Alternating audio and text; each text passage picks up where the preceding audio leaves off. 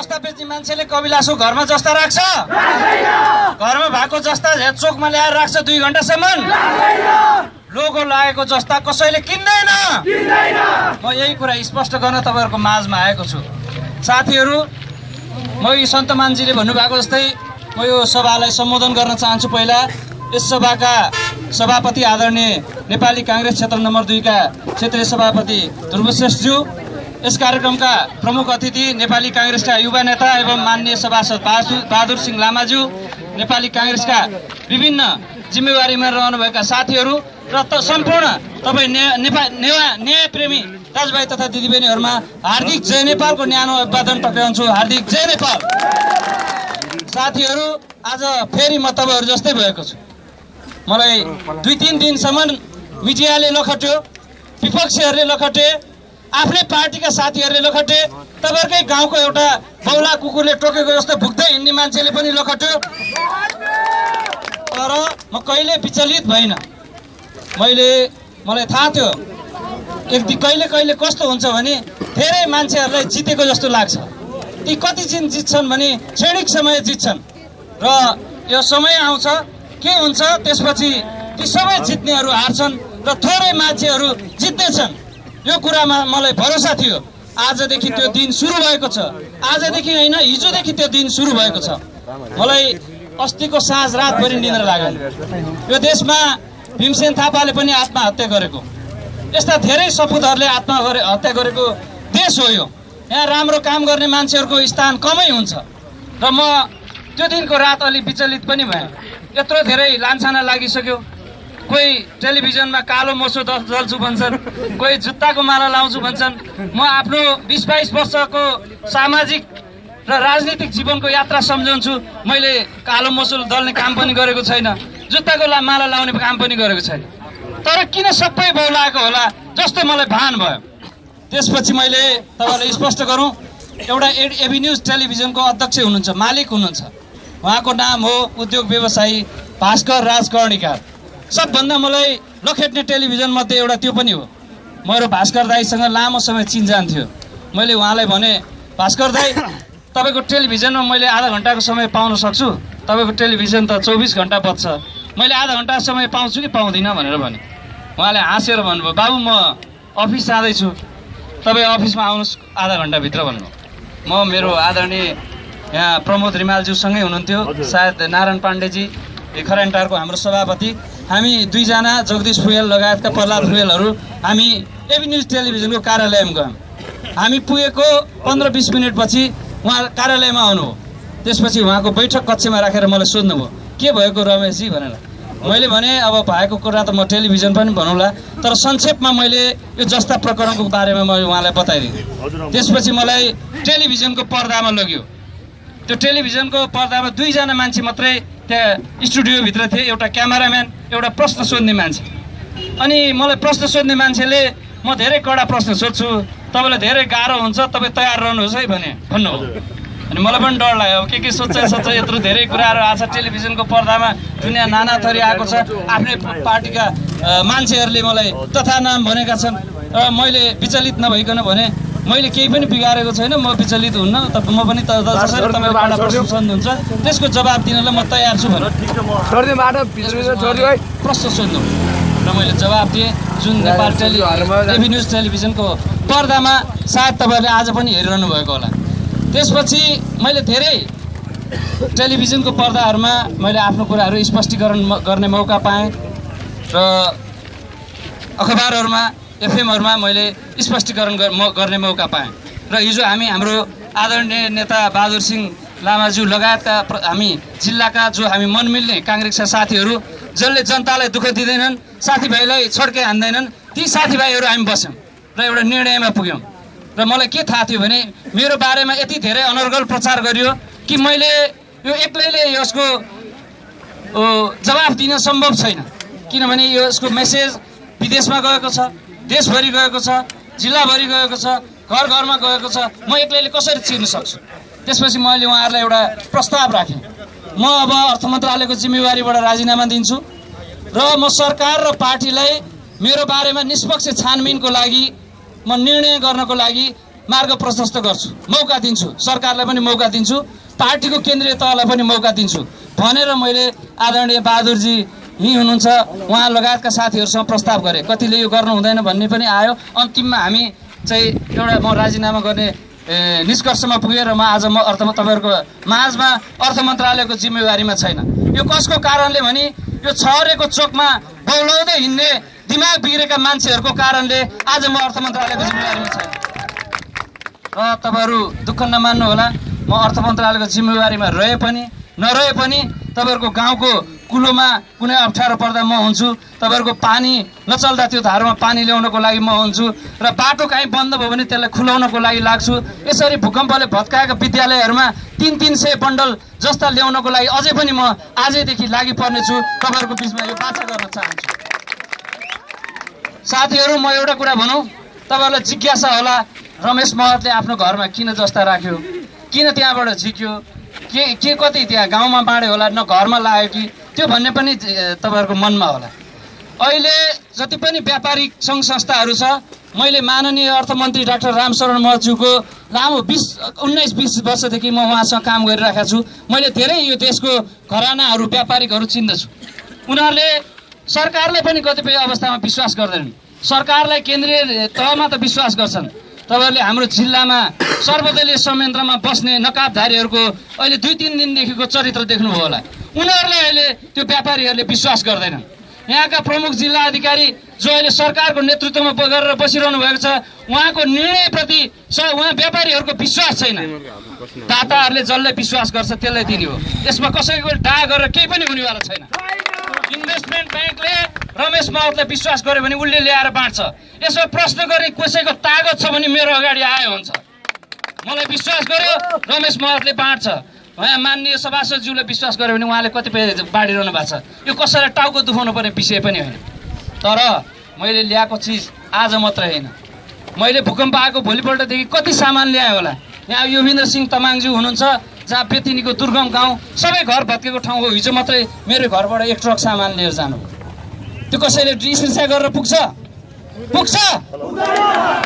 त्यसकारण यो सबै हरकतहरू कसले गरिए भने जो यो भूकम्पबाट प्रताडित मान्छेहरूलाई केही गर्न सक्दैनन्, केही गर्न नसकेपछि राजनीति गर्छु भन्नलाई धेरै गाह्रो हुन्छ। अब समाजबाट बढारिने डरले अर्काले खुट्टा तानेर राजनीति गर्न सकिन्छ कि भनेर गरिएको नाटकको रूपमा मैले यो लिएको छु। हामी यसबाट विचलित हुन कुनै जरुरी छैन।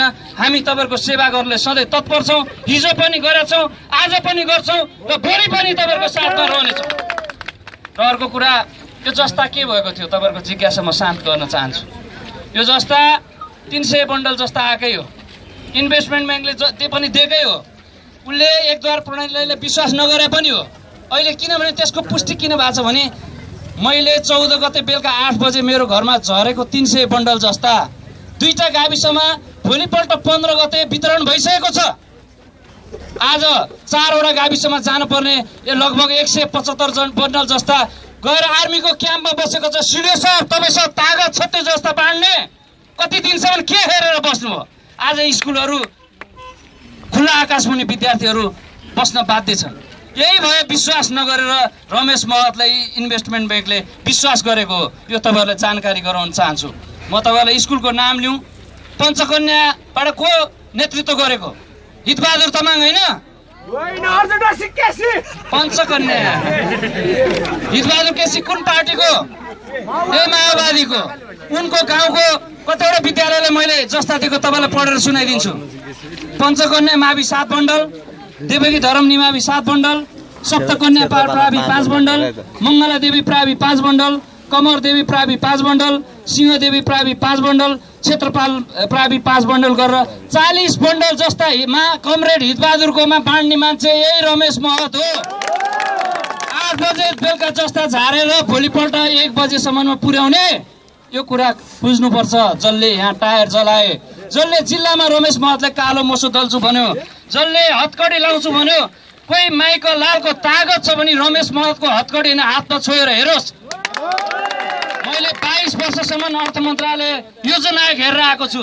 मैले 1 रुपियाँ कसैको खाएको छैन, मैले लाएको छैन, मेरो परिवारको पेटमा परेको छैन। म दावासाथ भन्छु नेपाल सरकारको कुनै पनि निकायले मेरो सम्पत्ति छानबिन गरोस्, मेरो पार्टी सभापतिको पनि छानबिन गरोस्, सबै जिल्लाको नेताको छानबिन गरोस्। म यदि मेरो सम्पत्तिमाथि कुनै सरकारले प्रश्न उठायो भने म यो कविलासको सारा सम्पत्ति सरकारको नाममा छोडेर जान्छु। त्यसकारण म एउटा कुरा भन्न चाहन्छु, रिस उठ्यो भन्दैमा जे पाए त्यही नगर्नुहोस्, मौका पाए भन्दैमा जे पाए त्यही नभन्नुहोस्। कसैको तागत छ, यहाँ प्रहरीको प्रमुखहरू पनि हुनुहुन्छ, मलाई के हतकडी लगाउन सक्नुहुन्छ? म आइजिपीसँग चुनौती गर्छु, मैले कुनै गल्ती गरेको छैन नि आइजिपीले पनि मेरो हतकडी लगाउन सक्दैन। त्यो मान्छेले कसरी भन्ने आँट भयो मेरो हातमा हतकडी लगाउने भनेर? मैले जस्ता पेत्न लगेको हो? यस्ता फटाहरूलाई तपाईँले चिन्नुहोस्। मलाई एउटा थानसिङमा शङ्का छ। मैले थानसिङमा कोरियन सपोर्टमा पट्टाचोकमा स्कुल बनाउँदैछु। त्यो फटा कहिले पनि त्यहाँ टेक्दैन, मेरो पार्टीको हो। तर त्यहाँ एउटा धुलिखेल हस्पिटलको सहयोगमा मैले अस्पताल ल्याएको छु, तपाईँलाई थाहा छ। त्यो फटा कहिले पनि त्यहाँ टेक्दैन। मैले यहाँ एम्बुलेन्स दिलाएको छु, त्यो फटा एम्बुलेन्सको विरोध गर्छ। अब त्यो मान्छे कस्तो हो तपाईँ चिन्नुहोस्। म पार्टीको हो कि होइन म चिन्दैन, पहिला जनताको सेवा गर्ने मान्छे मात्रै मलाई चाहिन्छ। पार्टीमा त यस्ता मान्छे धेरै हुन्छन्, आउँछन् जान्छन्, अर्को जन्मिन्छ। अब अधिवेशन आउँदैछ, मलाई विश्वास छ थानसिङमा अर्को नेतृत्व आउँछ। अब यस्ता हरकत थानसिङमा हुने छैन। थानसिङ मेरो पनि जग्गा भएको गाविस हो, मेरो जग्गा छ यहाँ थानसिङमा, तर मैले त्यसको कमाइ गरेको छैन। मेरो बाजेको टाइममा थियो, कतिले कमाएर खानुभयो होला, मेरो बाँझै छ। थानसिङमा अहिले मैले बुझेको थानसिङवासीको शिर निहुरेको छ। छरेमा लुटपाट भयो, 3 दिनदेखि ट्रक राख्यो भनेर। किन राख्यो? जुन ब्याङ्कको भनेको छाप लागेको छ कि इन्भेस्टमेन्ट ब्याङ्कमा पठाइदियो भने कि सिडिओमा, मैले पुरा बुझेको छैन। 3 दिनसम्म किन घेरेको? घेरेको पछि फेरि यहाँको जनतालाई बाँड्न सके भए हुन्थ्यो कि यहाँको स्कुललाई दिन सके भए हुन्थ्यो। त्यसपछि त फेरि पुलिसले लगिहाल्दो रहेछ। यो कुन चौथो बुद्धि हो? 3 दिनसम्म किन घेरेको? यत्रो विपदको अवस्थामा त एउटा स्कुल बनाइदिए भए हुन्थ्यो नि। हाम्रो पार्टीले हरेक गाउँ कार्य समितिलाई निर्देशन गरेको छ स्कुल बनाउनु जानु भनेर। त्यो फटा टेलिभिजनको पर्दामा जान्छ, त्यो फटा टायर जलाउन हिँड्छ, त्यसलाई पार्टीले हराएको छ टायर जलाउनु भनेर। त्यसकारण यस्ता मान्छेहरूलाई हामीले चिन्नुपर्छ, जसको कारणले सिँगै गाविस बिग्रिन्छ, हाम्रा विद्यार्थी भाइ बहिनीहरूको भविष्य बिग्रिन्छ, हाम्रो कुलोहरूमा पानी सुक्छन्, हाम्रो धारामा पानी आउँदैन, सडकमा मोटर हिँड्न छोड्छ। त्यसकारण तपाईँहरूले गाउँको नेतृत्व छान्दा सही नेतृत्व छान्ने गर्नुहोस्। यो अधिवेशन गलत मान्छेको हातमा नेतृत्व गएछ, यो सम्पूर्ण थानसिङवासीलाई म आग्रह गर्न चाहन्छु। र यदि मलाई यस्ता लान्छना नलागेको भए यस्तो 300 बन्डल जस्ता अरू पनि आइसक्थ्यो। मलाई धेरै पीडा पनि भयो। सारा देशभरिबाट फोन गर्छन्, के गरेको तैँले, यो भएको हो कि होइन, हामीलाई त विश्वास छैन भन्छन्। विदेशबाट फोन गर्छन्, तेरो नाममा यस्तो आइरहेछ, हामीलाई त डिफेन्ड गर्न पनि भन्न पनि गाह्रो भइसक्यो, के भएको सही बता भन्छ। दिनमा हजारौँ फोन आउँछ। मेरो 15 गतेपछि यसैमा दिन बित्यो हिजोसम्म। त्यसकारण आज म तपाईँहरूको माझ स्पष्ट गर्न आएको छु, म अब सरकारी जिम्मेवारीमा छैन। कुनै माइका लाललाई तागत छ भनेदेखि गएर मेरो नाममा उजुरी हाल्नु, मेरो नाममा छानबिन गर्नु। मैले सरकारको उच्च निकायबाट छानबिन होस् भनेर माग गरेको छु। यदि दोषी ठहरिए भने म कारबाही भोगौँला, दोषी ठहरिएन भने तिनीहरूले के गर्ने हो त्यो कारबाही तपाईँहरूले गर्नुपर्छ। म तपाईँहरूको लामो समय लिन चाहन्न र मलाई थाहा छ थानसिङमा एउटा आशा पनि जाग्यो होला। 175 बन्डल जस्ता यहाँ रहिराखेको छ 2 दिनदेखि, जस्ता रोक्नलाई पनि कतिपय मलाई त्यो बेला मैले यहाँ हाम्रो आँपचौरको कविलासको मान्छेहरूलाई पनि देखेँ। मैले 1-2 जनालाई सोधेँ किन आउनु भएको भने यहाँ जस्ता दिन्छु भनेको छ भनेर। अब यस्ता फटाहरूको विश्वास गर्ने कि नगर्ने हो? अब हामी के गर्ने? आफ्नो घर अस्थायी बनाउने।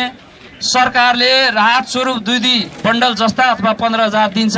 यो कसैको आशा नगर्नुहोस्। यहाँ 2-3 दिनसम्म आशामा कति मान्छे यो चोकमा घेरिए, केही पाए? त्यसकारण अस्थायी निर्माण गर्ने सरकारले सबै व्यवस्था गर्छ। तर सबै भने कस्तो हो भने तपाईँले जोसँग पैसा छैन, जसको धरौटी राख्न सक्दैन, त्यस्ता मान्छेहरूलाई अहिले छलफलमै मात्रै छ, निर्णय त भइसकेको छैन। मलाई विश्वास छ न्यूनतम 2 लाख रुपियाँसम्म घर बनाउनको लागि निःशुल्क धितो पनि राख्नु नपर्ने, त्यो तिर्न नपर्ने गरी 2 लाख रुपियाँ प्राप्त गर्न सक्नुहुन्छ। जोसँग गाउँमा घर भत्केको छ, आफूसँग सम्पत्ति पनि छ, म ठुलै घर बनाउँछु भन्ने लाग्यो भने 2% ब्याजमा 15 लाखसम्म तपाईँले ऋण प्राप्त गर्न सक्नुहुन्छ। काठमाडौँमा त्यस्तै सुविधा अनुसार 25 लाख प्राप्त गर्न सक्नुहुन्छ।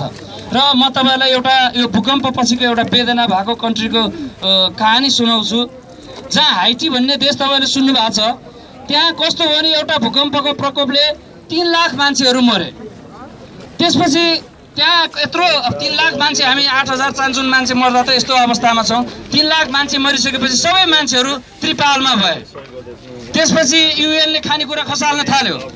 खानेकुरा खसाल्न थालेपछि के भयो, त्रिपालमा बस्ने र अर्काले हेलिकप्टरबाट खसाल्यो खानेकुरा खाने बानी बस्यो र मान्छेहरूले काम गर्न छोडे। अनि सरकारले घर बनाइदिन्छु भन्दा पनि नमान्ने, त्रिपालमा बस्ने, जुलुस नारा गर्ने, चोकमा बस्ने, खानेकुराले मात्रै भनिरहने। अब मलाई डर लागिरहेछ। म पनि जस्तो बहादुरजी जस्तै उहाँले पनि महिनौ यो राहत बाँडेर हिँड्नुभयो। एक दिन हामी सल्लाह पनि गऱ्यौँ कि अब मान्छेको पानी यसै त्रिपालमा त्यहाँको हाइटीको जस्तै भयो भने हामी के गर्ने भनेर। त्यसपछि हामी के सल्लाह गऱ्यौँ, हामी अब पुनर्निर्माणतिर लाग्ने भनेर। अहिले यो जस्ता ल्याइएको त्यही पुनर्निर्माणको लागि हो। हामीले विद्यालय पनि चलाउने, हामी भैँचालो आउँदा आउँदै हिँडिरहेको छौँ। किनभने यो डरलाई भगाउनु पनि पर्छ। अब घर बसे पनि आउँछ, काम गरे पनि आउँछ, किन अब घरभित्र बस्ने, आफ्नो काम गर्नुपर्छ भनेर हामी राहतको काममा हिँडेछौँ। यहाँ प्रहरीहरू, उहाँको पनि त परिवार होला, उहाँले सबै छोडेर त तपाईँहरूको राहत घरको सहयोगलाई हिँड्नु भएको छ। त्यस्तै आर्मी, उहाँहरूले पनि सहयोग गर्नुभएको छ। निजामती कर्मचारीले सहयोग गर्नुभएको छ भने हामीलाई मात्रै सधैँ भुइँचालो आइरहनु त हुँदैन नि। हामीले आफ्नो नियमित काम गर्नु पर्यो, मकै गोड्नु पर्यो, आफ्नो खेतीपाती गर्नु पर्यो। त्यसको लागि लाग्नुहोस्। र म यी धेरै कुराहरू यो जस्ताको बारेमा भनिसक्नु भएको भएर म यहाँ लामो समय लिन चाहन्न। तर एउटा कुरा, यो जस्ता प्रकरण किन रचिएको छ भने मलाई नेपाली काङ्ग्रेसको धेरै साथीहरूले अबको काङ्ग्रेसको नेतृत्व गर्नको लागि एउटा सुझाव पनि दिनुभएको छ। एउटा बाहिर हल्ला छ, त्यो त हामी भोलि छलफल गरेर निर्णय होला, म हुन्छु कि अर्को। तर उनीहरूलाई के डर छ भने रमेश महत भयो भने हराउन गाह्रो छ। अहिले खुट्टा तान्नको लागि चालिएको यो रणनीति हो। यो आजै पर्दाफास भएको छ, यो फेल भएको छ। मैले जस्ता बेच्दैन भन्ने देश विदेश, कविलास, थानसिंह, नुवाकोट सबै मान्छेलाई थाहा छ। त्यसकारण यस्ता हरकत आगामी दिन नगर्नको लागि पनि म आग्रह गर्न चाहन्छु।